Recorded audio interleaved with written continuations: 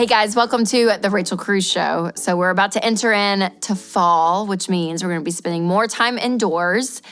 And we all love going to the movie theater, but does it make sense financially? So we're going to talk through a few sneaky ways that movie theaters try to get you to spend more money.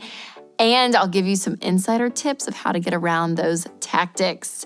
Then we're going to compare the cost of streaming services versus the cost of movie rewards programs and if either are worth your money. I love going to the movie theater. It's like my favorite thing. And in Nashville, we have one that you can like order food to your seat. You can just go all out. And we don't do it very often, but it's my favorite thing. I love seeing movies. And then if I get the perk of eating dinner while I'm watching a movie, it's the best thing ever. Love it so much. But you got to be careful. Because the movie theaters, they're going to try to get your money. So here are a few ways that they do this. Ticket prices. Yet we all know how the ticket prices have just gone up over the years. So get this. For example, a movie ticket has gone from $7.50 in 2009 to now $13 on average in 2022. So if you want to go see a higher quality format like IMAX, it's going to be closer to $20. Now, this isn't completely the movie theater's fault because they have to give a big portion of ticket sales to the film distributor in order to show the movie, but it doesn't make the price tag any less annoying. So here are some ways around that. Look into rewards programs like AMC Stubs. With their A-list program, you can see unlimited movies for about $20 a month, and sometimes they'll do other discounts and promos. Now, if you go to a smaller theater, a more local theater versus a big chain, usually they'll have better prices. Also, check to see if your workplace offers discount movie ticket vouchers as a benefit. We do here at Ramsey Solutions.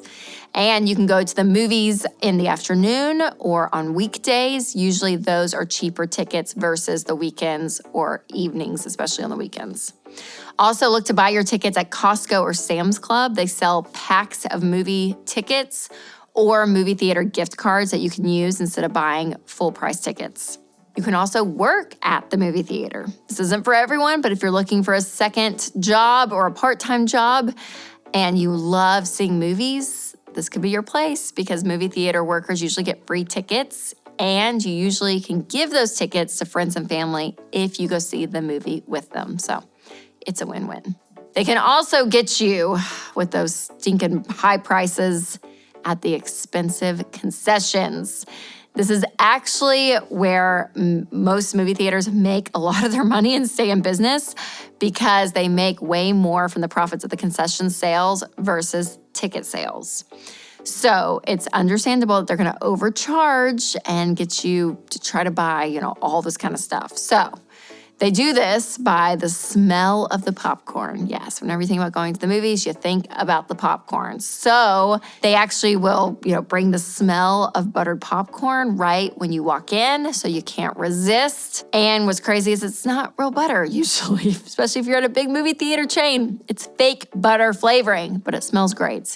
And they make the concession stands bright and colorful right there in the front when you walk in, so you have to go past it to go to the movies. You're like, whoa, but I need this popcorn over here. They also make the movie theater candy. They make the boxes look huge, but in reality, it's pretty much the same amount that you get in a regular box of candy.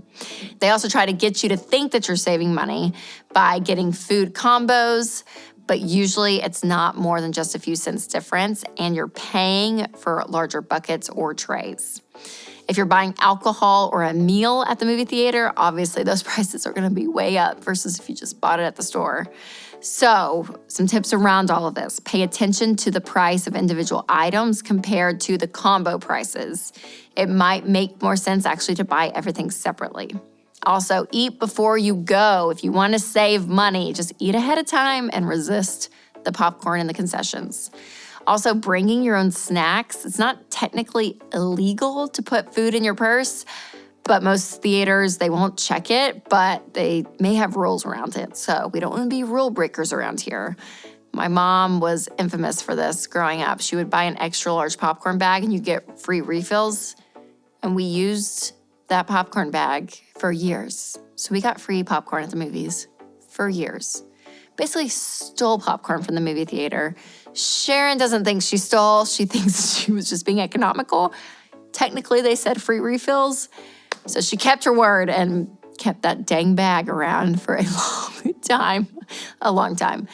And I've been known to slip a few snacks or a bottle or two of water in my purse too. I'm not gonna lie.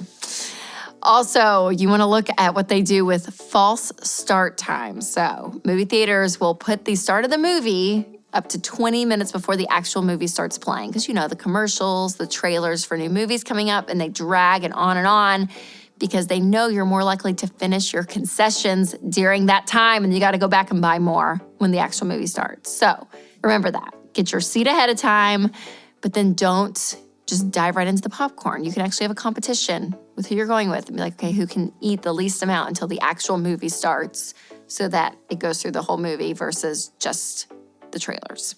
Also, look for the technology traps as well. So movie theaters will actually bump up their prices for extreme digital, 3D, IMAX, all of that. And you can go to these showings, but it also can be really loud.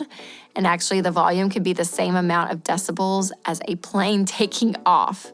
3D also can make you sick. So be aware of this. There's actually a term for it called cyber sickness. So with some of these, added technology bonuses, it actually may not make it that enjoyable.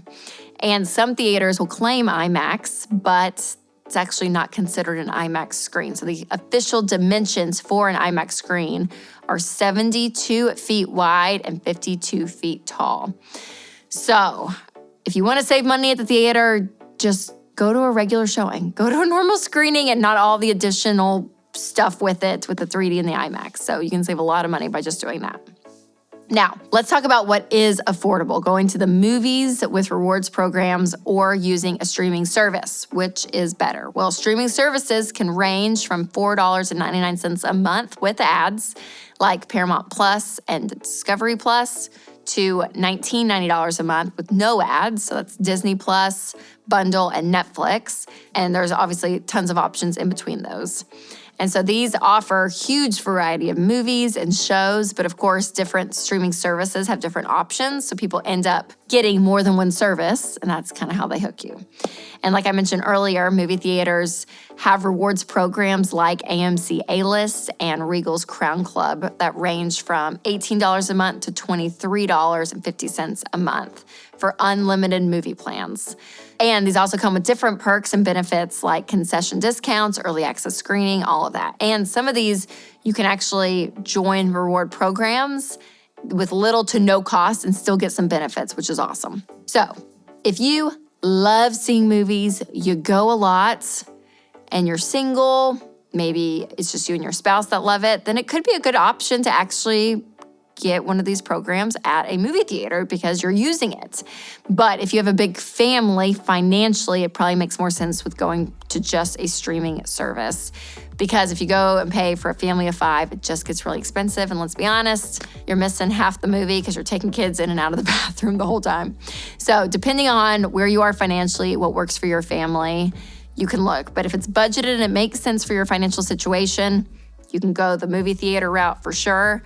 But the streaming service for a large family makes more sense. But remember too, there's less expensive ways to watch a movie, like getting them from the library or even buying them used. Yes, DVDs still exist, y'all. They still exist. So make sure you budget for all of this, obviously. EveryDollar is one of my favorite budgeting apps. So do it, and you can have even an expense line for movies if you're one of those people that just loves going to the movie theater. So make sure to share this video with a friend who enjoys going to a movie and how to save some money when you're out watching a movie at the movie theater. So remember, you guys, make sure to take control of your money and create a life you love.